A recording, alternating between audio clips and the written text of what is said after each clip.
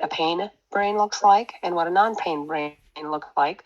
And they've done studies where they've done pain neuroscience education, where they're basically teaching the patient about the neuroscience of pain, and have found that there have been shifts in the way the different parts of the brain kind of talk to each other, which parts of the brain light up. And so there is, there's like basically like structural or fMRI evidence that there's a difference we're making when we're giving patients the education and the knowledge to understand that their brain has something to do with it. It's not the whole thing. No, it's very important. It's not in their head. The pain is really a whole body experience. It's in their body, it's in their cord, it's in their brain, it's in their nerve cells. When it's chronic, it's everywhere. And that's why it's so complex. And that's how we have all these tools. So some lessons learned from all the biopsychosocial neuroscience pain, important to differentiate between acute pain and chronic pain, which, may still have the tissue damage, may be continuing. Although, there may not be anything that there's directly available to do for it. And then there's the added nervous system hypersensitivity. So it's like, what can you change? You can, as we'll talk about today, we can actually change both. And it's not in their head. Validate the complex nature. That's very important for patients because they can feel very shut down and misunderstood when they're told, well, all the MRIs are fine, and you really shouldn't be in this much pain. And that's just not how pain works. So explain the nervous system and explain that there are ways that we can dial down the volume or relax the alarm bells, because that's the other thing, is the sympathetic nervous system also gets amped up in chronic pain because of it's like a fight or flight response. Okay, shifting focus. So this again goes back to kind of those well behaviors, pain behaviors. So rather than, hyper focusing just on the pain experience with pain levels, which, that you should validate. But, thinking more about kind of the areas of improvement that they do seek, and encouraging the progress in the areas that are matter to them. How far along are we? Okay. Self-management techniques. We'll talk more about this later too. All right. Any questions so far? I should leave this slide up. Okay. Yeah, I'm sorry. I completely rework my slides from whatever you have in front of you. So you might as well just never look at the stuff. I'm sorry, Carla. Carla, you'll have this updated presentation to share, right? Yeah, perfect. I assume she said yeah. Okay. So what was that a question? Oh, okay. Okay, very good. So let's talk a little bit more now. I'm kind of shifting gears from talking about the neuroscience and the biopsychosocial to talking more about what's going on out in the body. What's actually happening in the body in these chronic pain conditions? Because in some cases, there is significant ongoing tissue injury. So, for example, peripheral neuropathy, which is quite common. In the United States, it used to be that, alcoholism, diabetes were common causes, and then there were others much less rare, hereditary, etc. exposures. But now, the most common cause of peripheral neuropathy in the U.S. is actually metabolic syndrome, and that's that's interesting. How is that connected? Well, because metabolic syndrome partly, affects blood vessels, and it affects so many different things, and nerves. The way I understand it, need very much a lot of blood flow, and they're just that's sort of should have had that picture, but I have that picture later. I'll show it to you. And so nerves are very sensitive to damage to even small blood vessels, and so that to me makes sense for why it's so common to have neuropathy with metabolic syndrome. And so here's a diagram of there's that neuroinflammation that is because there's nerve damage, and so the body reacts and starts to create inflammation. It's like, what's inflammation? Inflammation is what the body uses to try to heal itself, particularly when it's trying to attract more blood flow. And so, and there's this constant like neuroinflammation that's sending signals, sending glutamate up to the central nervous system, contributing an ongoing central sensitization. Why? Because the original problem isn't being solved, because these nerves continue to get damaged. So that's peripheral neuropathy. Any questions so far? I thought I heard someone. Okay. So next, another very important concept. This is something my husband actually told me about. He's a nephrologist, and he delves in kidneys a lot. And apparently, the kidneys are the most important cortex. But anyway, so that's secondary. But he talks about mitochondrial dysfunction in metabolic syndrome, because the kidney relies on a lot of energy, and that's because the mitochondria the mitochondria are the powerhouses of the kidney. And when there's mitochondrial dysfunction in metabolic syndrome, then you don't have the energy to do what the kidney needs to do, and so that's how the kidney gets damaged. But mitochondrial are also all over the body, right? They're definitely in muscles. Muscles require a lot of energy, and so you can imagine how mitochondrial dysfunction, which, by the way, multiple things can likely contribute to mitochondrial dysfunction, not just metabolic disease, but also stress, also impaired sleep, also all these other things. But essentially, when you're dealing with mitochondrial dysfunction, you're not able to produce as much ATP. You're not able to support the muscles. Muscles are not working as well. Muscles may get weaker. There may be more fatigue, and most of the time, like pretty much everyone has arthritis, right? All over their body. But not everybody has pain.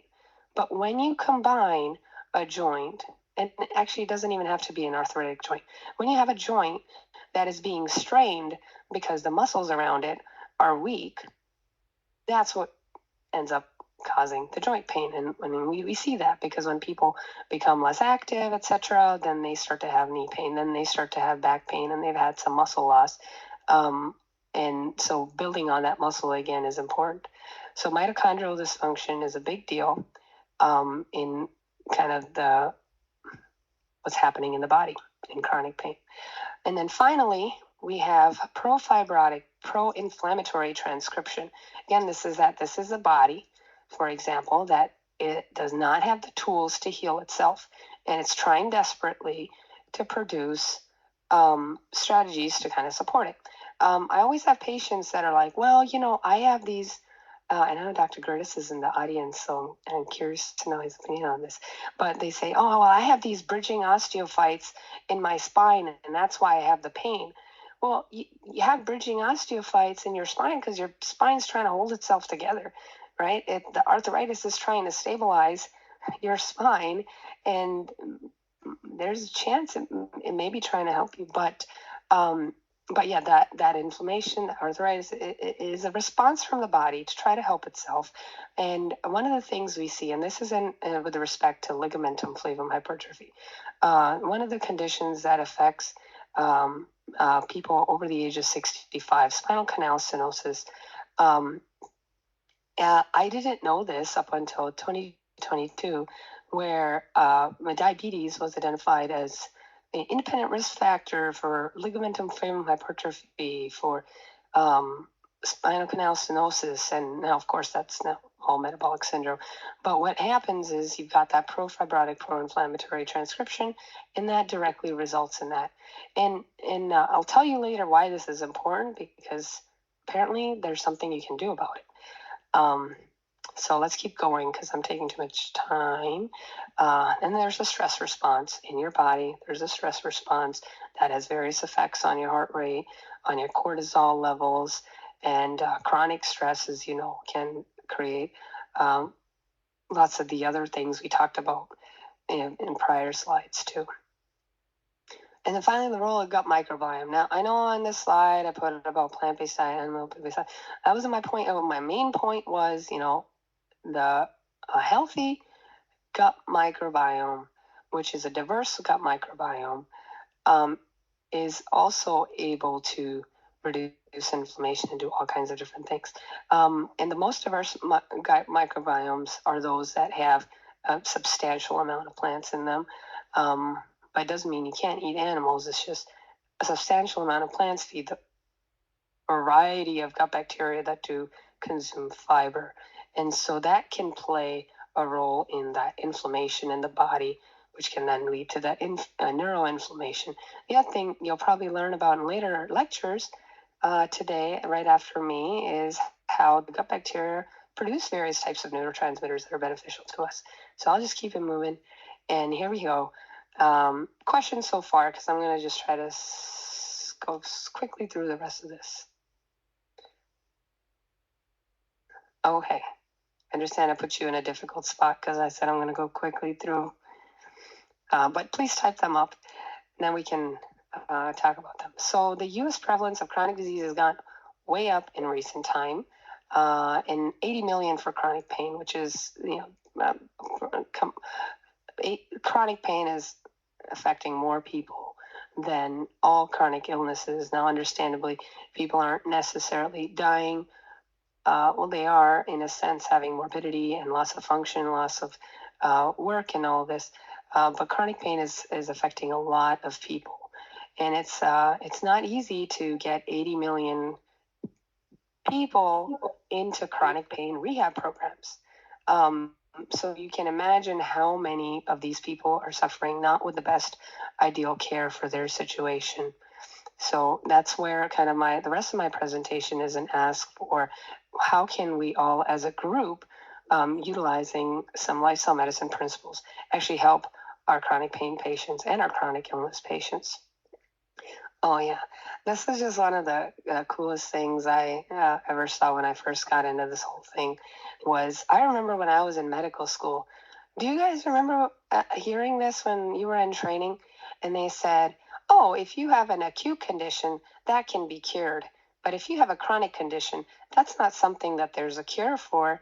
That's something that you just have to manage with medications, and it'll always get worse. Like you can't ever get better." It'll just get worse. And this was like 2014, I heard this. But back in 1999, this guy, Caldwell Esselstyn, I believe he's in Cleveland, or he was in Cleveland. I'm not sure where he's now. But he demonstrated that there's a reversal of plaque and reversal of stenosis on the heart simply from a lifestyle change. Now, this was from a diet change. But yeah, this kind of really caught my eye a few years ago when I first got into this whole thing. Okay, so this is what I've been holding out on this whole time is lifestyle medicine. So the American College of Lifestyle Medicine was founded in 2004 by Dr. John Kelly. It's a professional society dedicated to preventing, reversing, and treating chronic illness. And it's a response to the growing burden of lifestyle-related conditions. And there are 6 pillars as primary treatments: whole food, plant predominant nutrition, regular physical activity, sleep, stress management, avoiding risky substances, and positive social connection. And the group it has essentially a mission to bring this, and it has been bringing this more and more to mainstream medical care, and making the tools available to do this. Because it's not so much to just go to your patients and say, "Oh yeah, exercise will help you." There has to be tools to engage the patient to learn about what they're interested in. That we'll talk about later today.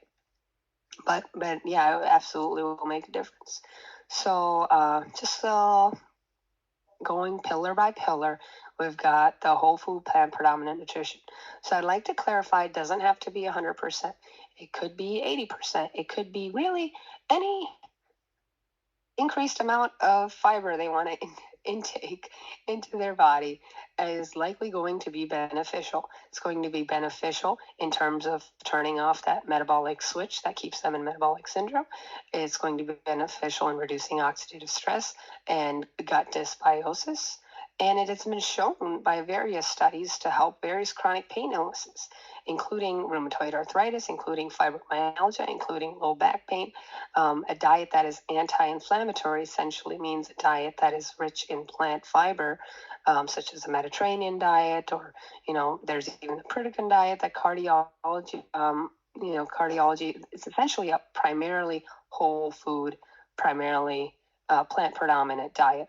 And the important thing about this diet, too, to understand is that there is no calorie restriction, because you can't just expect to take meat off the plate and have a tiny amount of broccoli. Like that's not gonna meet anybody's needs. The calories, in order to get more calories, you have to eat a lot.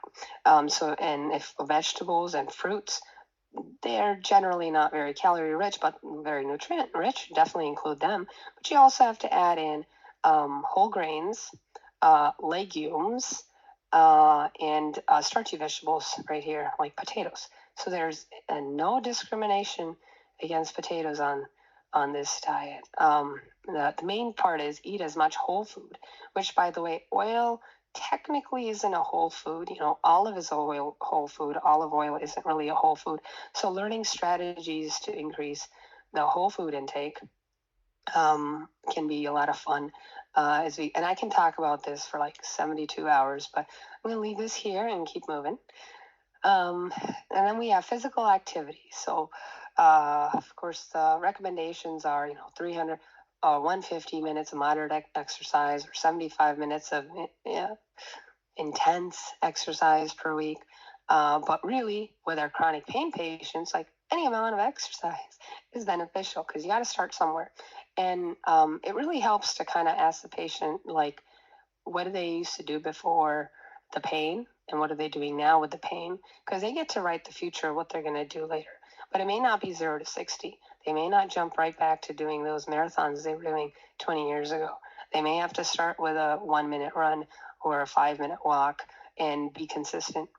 But exercise has a ton of benefits. Strengthens muscles, improves mitochondrial function for your kidneys, and then and release endorphins, promotes VEGF, which is vascular endothelial growth factor, which improves circulation, promotes BDNF, which is brain-derived neurotropic factor, promotes neuroplasticity, and reduce central sensitization. So I'm not sure if you caught it on that earlier slide, but those brain changes were more pronounced in patients who did exercise, because exercise is so vital for promoting that neuroplasticity, which is an important part of changing that chronic pain brain back to a brain that a patient is not dealing with so much sensitization anymore. Okay. Sleep, very important.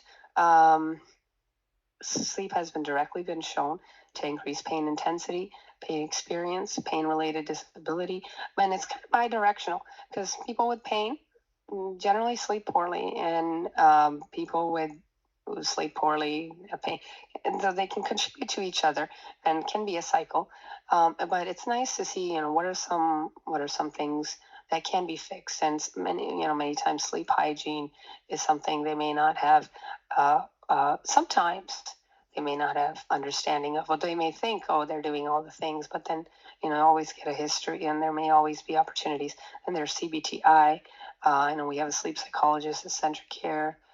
But sleep has been shown to reduce pain, or increase the pain threshold, lower inflammation, improve nervous system recovery. It's very important. Okay, tobacco and alcohol. This is so easy. I just love it when my patients have this problem, because I'm like, this is going to help you so much. And of course, many patients who are using tobacco or using alcohol, they have thought so many times about quitting. But there's all this information now about how this directly affects whatever their pain condition is. So, for example, tobacco, we know, affects blood flow to everything, except extra vessels in the heart. But apart from that, there's a diminished blood flow to bone. There's diminished blood flow to anything near joints. Discs and joints, for example, don't have any direct blood supply, right? So they kind of rely on receiving whatever nutrients they receive through kind of the bone and then the capsule, or the vessels that serve the capsule. And so if you have poor blood flow and you have a joint injury or you have a disc injury, like just forget about it. Like that's already like a watershed area that doesn't get direct blood flow, and everything that gets close to it is already shut. So you can imagine how recovering from injuries can be really a disaster when a poor patient is a smoker. And then with alcohol, I mean, there's so much going on with alcohol. It's actually a known neurotoxin to the point where the World Health Organization just like, you know what, don't consume any of it. And socially, that's kind of been interesting because some of my friends are now not drinking anymore, and I'm like, what's going on? But no, this is happening. The world is changing, and we know it kills nerves, and we know it increases inflammation. We know it causes muscle loss, and it contributes to that metabolic switch that leads to all the metabolic syndrome conditions. And it's also been shown directly to increase neuropathic sensitization because it's affecting the brain. So avoiding harmful substances, lots of benefits. Oh, and this last slide was supposed to be about rheumatoid. The smoking converting arginine to citrulline, and then excess citrulline in the joints, contributing to rheumatoid. So sometimes patients don't know that there's all these biochemical factors that play in, and knowing that it gives them, just like with neuroscience education, I feel like biochemical education, maybe the next. I'm going to coin that biochemical education. I like that for our patients, to give them that power back in terms of how they're treating their body. The body's their temple. How do you treat it? And really makes a difference. Stress management, pain relief, mindfulness has been a huge boon for pain management. There's also various forms of therapy that are highly beneficial in pain, that I've listed here, that not only pain psychologists provide, but I think pain providers in general try to make themselves aware of these concepts so that they can engage patients in these types of things. So how do you do stress management? Gonna find out from the patient and give them some tools that work for them. Social connection is a big deal. There's a lot of isolation that comes from chronic pain because they may be talking about their pain, and their other friends may not have it, and they may be like, well, why didn't you do this? Why didn't you do this? They don't understand. So they may lose those friends.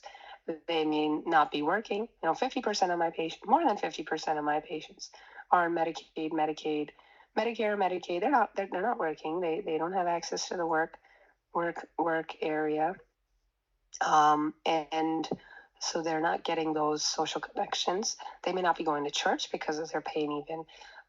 So thinking about community reintegration is such a big thing for promoting kind of even just that motivation, that and those endorphins, that feeling like you have a purpose. Asking about how do they want to contribute, what gives them meaning. I have a lot of patients that are work injured and they really want to go back to work, and they can't because of pain. So as a chronic pain doctor and a lifestyle medicine doctor, I can't be telling them, oh, you shouldn't be working, you should go home. In fact, the disability research on chronic pain shows that individuals who do end up going on disability end up having worse pain outcomes over time. Now, certainly there may be a correlation there, but either way, there may be something to finding out if there's something that a patient may still want to do that may still give them purpose and meaning, and joy. And it doesn't have to be work. It could be volunteering. Anyway, that's what I got on this one. So overview, address the underlying causes, the biochemical causes, the neuroscience causes, biomechanical causes, because sometimes it's just they're bending over their back over and over and they're wondering why they're herniating their disc, and telling them about that. So that's just root causes. And sometimes you're doing the root causes when you're still dealing with pain, and maybe it's severe, so you have some temporary solutions, understanding that they're temporary because they're not fixing the root cause of the problem, but there's something to kind of get by But then really this is what we've talked about so far today is tools to promote healing. You're giving them tools to promote healing and lets them bounce back, that even if you don't know the root cause of the problem, chances are these tools to promote healing will get their body the tools that it needs to heal itself. So treatment approach 3.0, lifestyle medicine approach to chronic pain, essentially building on the biopsychosocial neuroscience framework, adding in that lifestyle and that biochemical understanding, and then, but ensure though, you have to make sure you're excluding the red flags. You're not missing something, acute that needs to be treated. So certainly do a full assessment, which takes time, which definitely takes time, which I'm curious to know what will happen to healthcare as we try to, shift more in this direction, because we're going to need time to do it right. To build therapeutic reliance, motivational interviewing principles. And so these are some of the tools that we use in lifestyle medicine, is understanding where the patient is in the stage of change, explore barriers, and use lifestyle medicine as a first line treatment. Now that's a statement from ACLM, where, historically it may have been, oh yeah, here's your medication, here's your procedure, and then go ahead and eat better, or go ahead and, oh, here's a handout on how to eat better. And that's kind of like an afterthought. Like there's no real focus on, no, this will actually reverse your condition. The data shows it. So talk about that. And then certainly you can utilize medications, procedural adjuncts, particularly if the pain is limiting full engagement in lifestyle measures. So that's what I've got here. I think I heard that most of everybody here is a psychologist or a behavioral health provider, so you must be very familiar with this. CentraCare's 2-day course on motivational interviewing was excellent, and asking open-ended questions, providing affirmations and reflections. So reflections are very helpful in both, reflecting back to the patient how they're sounding so they can clarify, and also making sure that provider's understanding. So rather than just the patient telling the story and writing it down and saying, oh, this patient, this is what they think, and that's it. This really helps improve that communication, because what do they say?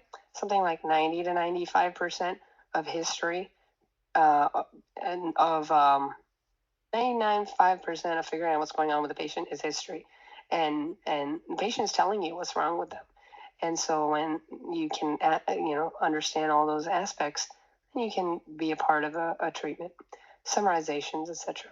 So that's all part of engagement, and actually this is done all through the process. But there's engagement is important, focusing, evoking, which is evoking change, rather than keeping them in the sustain of not changing, evoking them. So not just you got to do this.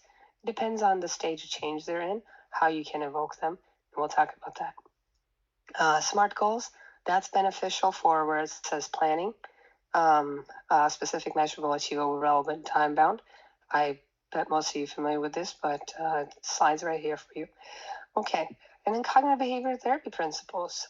These have been, huge for, all kinds of interrelational stuff. And so it's very important in pain too. There's an area of pain, chronic pain management, cognitive behavior therapy for chronic pain.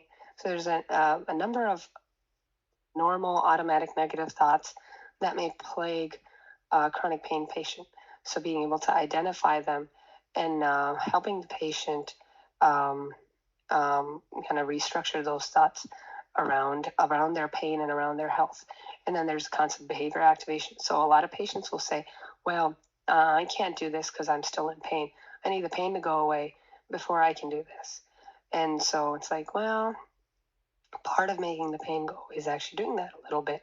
And the studies show that as patients do things that they enjoy, their pain experience actually gets better. So they were going to be in pain if they didn't do it, and they were going to be in pain if they did do it. But actually turns out they're in a little less pain if they did do it, something a little bit, gave themselves breaks, gave themselves grace. So helping guide that. Identifying triggers that may, trigger eating ice cream or smoking or whatnot. And when the pain flares, that can be a huge trigger, and the mind can go way out the window. When the pain is flaring, you're desperate for some relief, so you may be reaching for things that are kind of keeping you in that pain. And so helping change those behaviors is helpful. Reward small wins, that's huge. And even maintenance. So it doesn't have to be that they have to, build up to 1,000 pounds of lifting. They maybe just need to do the same exercise that they're doing every day. So maintenance is also something to be celebrated. And self-compassion, 100 times over self-criticism.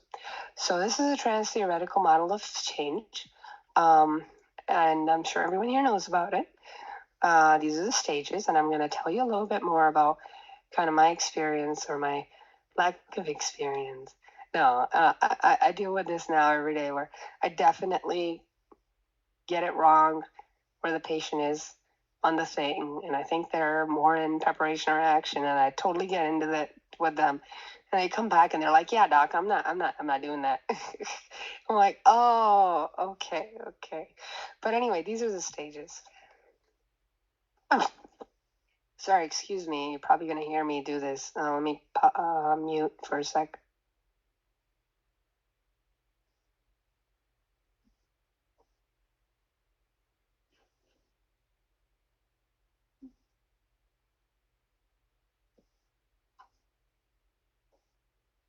Much better.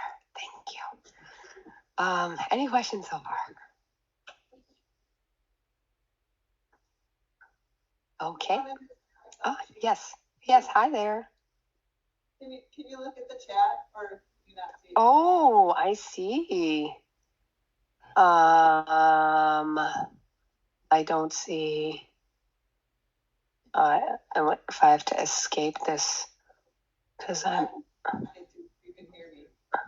So I just said one of the challenges with lifestyle medicine is getting it paid for, and it feels like to me the folks who need it the most don't have the resources, to get it paid for. So how do we move lifestyle medicine forward? Oh, okay, that's a great question. Well, yeah, I mean, I guess patients pay their office visit with me, and I suppose they pay for their visits with all their doctors. And if every doctor was engaging patients in these things, I encourage everybody to go get a board certification in lifestyle medicine, because I think if every patient interacted with a healthcare professional who was trained in lifestyle medicine, I mean, it's paid for by the insurance. Or am I going crazy here? Oh, and then there's health and wellness coaching. Most insurance companies have health and wellness coaching, which, yeah, I mean, yeah, it's not easy. Sorry, this is Cassie in IBH. I also think that that's an opportunity for IBH. Like if that's something where we're able to build that to their insurance and get it paid for by their insurance. Like there's still co-pays, or for those people who have to meet it, that will still be free. But for like the Medicaid population, a lot of what we're talking about here is what we're doing in session with IBH. So I think that might be right. Yeah, no, but that's a great question. Absolutely. Because it's like, this seems like a lot. Like I even mentioned before, this will take several hours. And I am, my clinic book's out right now, 3 months, 6 months. And what I haven't told you, I'm going to skip ahead to it, is nowadays they have all these companies that are coming out that are online that do coaching. And I found out this company, Linham Pain Recovery Program, they're a pain coaching service, so they do neuroscience of pain and help patients like work on their goals and move to the next step. What the way it's paid is they see a primary care provider once a month in this service, which gets paid for, which they get the one payment for the primary care visit, and with that payment, they run their program. So it's once a month primary care visit in the program, and that's how they're getting this pain coaching. And I wonder if health coaching, lifestyle medicine coaching services will become a thing, because these are things that are delivered over the phone. But there are some patients that don't have access to. And there's group medical visits. There's actually a lot of curriculum on the ACLM websites on shared medical appointments and how to run shared medical appointments, and those are paid for. as regular office visits, and they have shared medical appointments for lifestyle medicine that are delivered over like 8 sessions or 16 sessions, and they get paid for just like office visits while you're delivering the education and receiving information from patients. So that's actually a great question, but you're right. There are resources out there, and insurances do pay for them, but I think we are just on the cusp of starting to utilize them. So great question. This is not something that's going to be outside of the medical field. This is not something that isn't covered by insurance, is what I'm trying to say. Okay, so any other questions?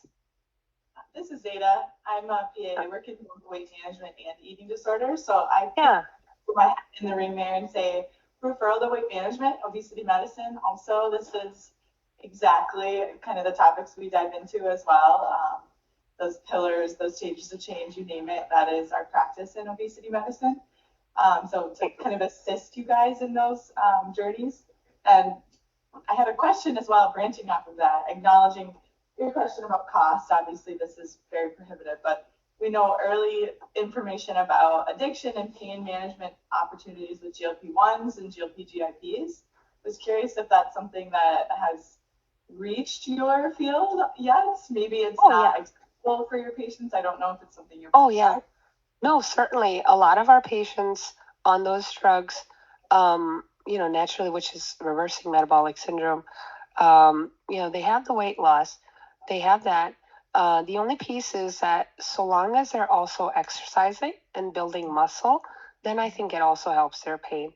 If they're not exercising, if they're just on the med and they're losing the weight, I don't think that by itself, I haven't seen that in my practice as being helpful. So if they're just on the med and they're not actually making the active changes in their life, I've seen that less beneficial. But I've definitely had patients on these meds and said, I've started doing this, I've started doing that, I've started doing this, my pain is better. I'm like, very happy for you.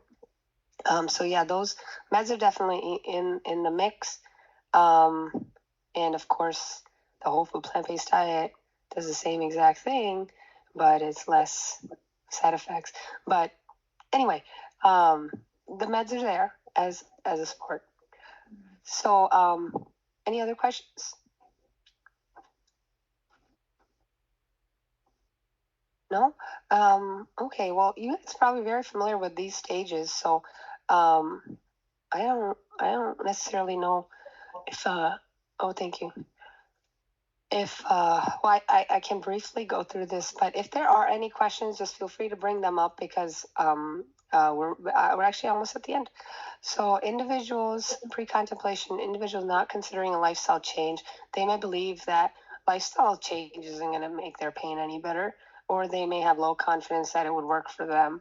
And so what's really helpful about this stage is rather than saying, well, no, that's not true, it's more like exploring, being curious about what are the barriers, like what are their thoughts, and then of course asking permission to share information, because they wouldn't, maybe if you threw information at them about biochemistry, they'll be like, why are you shoving this down my throat? So ask permission if they've already told you they're not interested.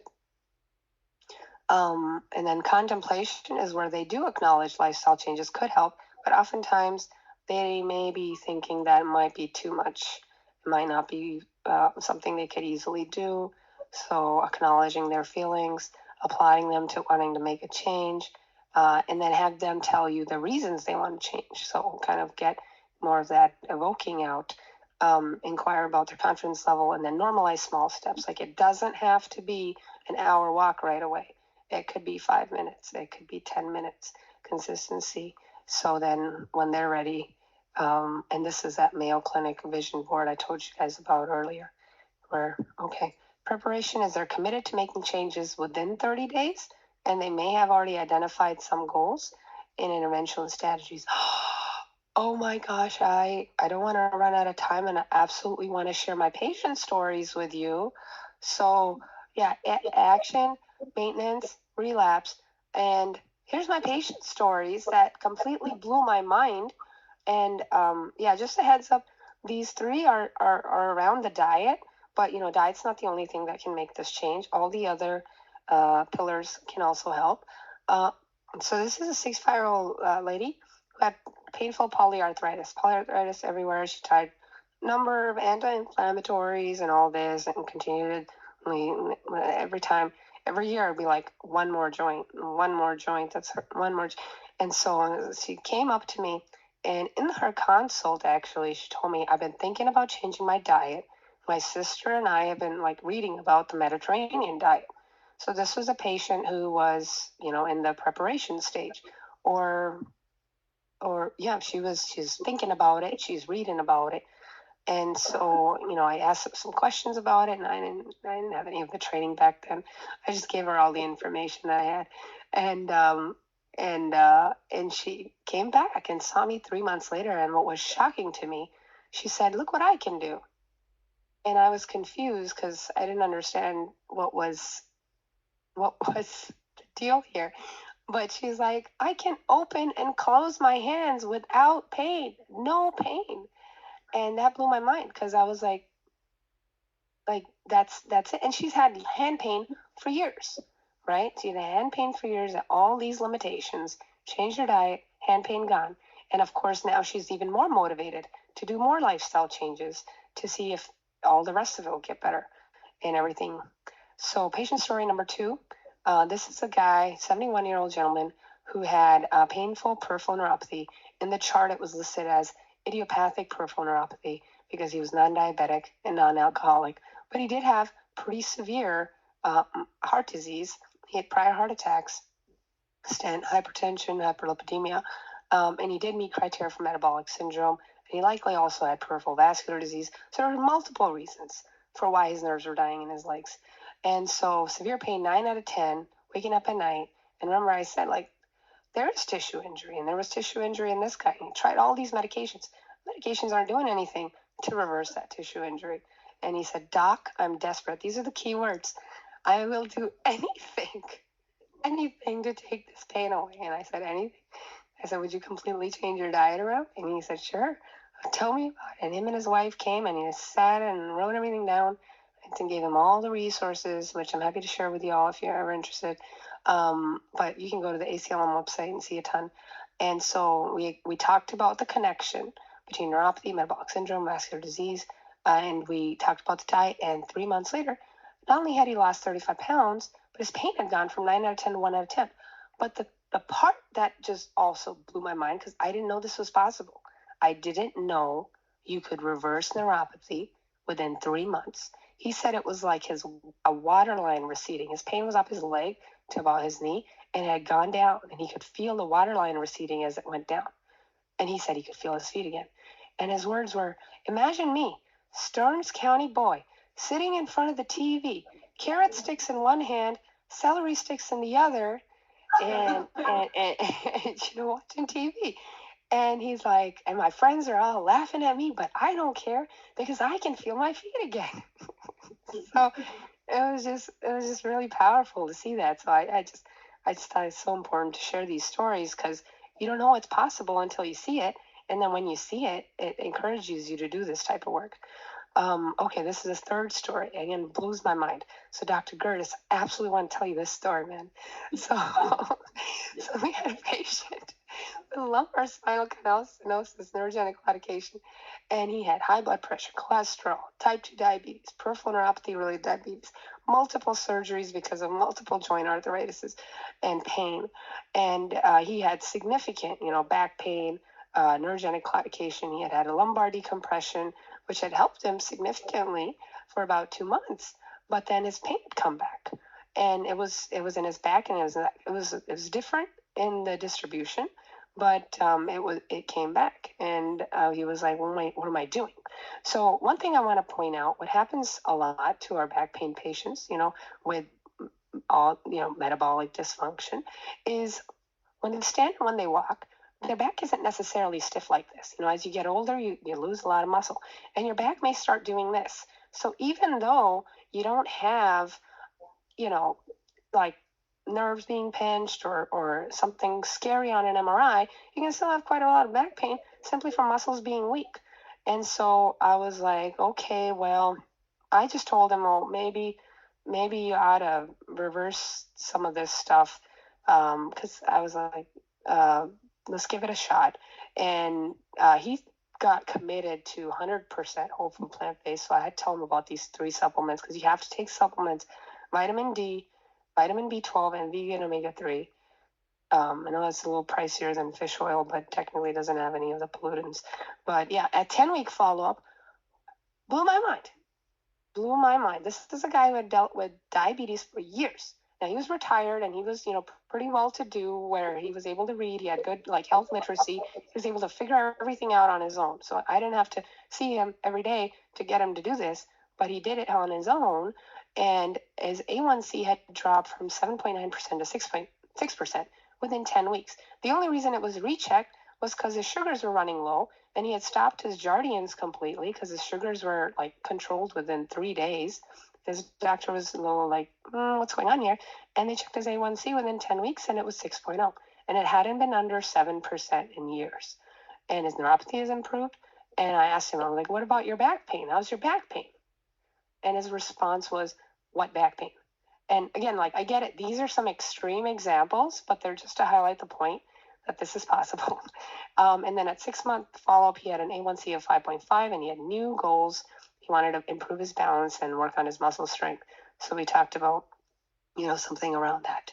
But that's the power of lifestyle medicine, managing chronic pain and metabolic syndrome, and conditions associated with that. Help build your muscle, reduce your pain. It meets the quintuple aim.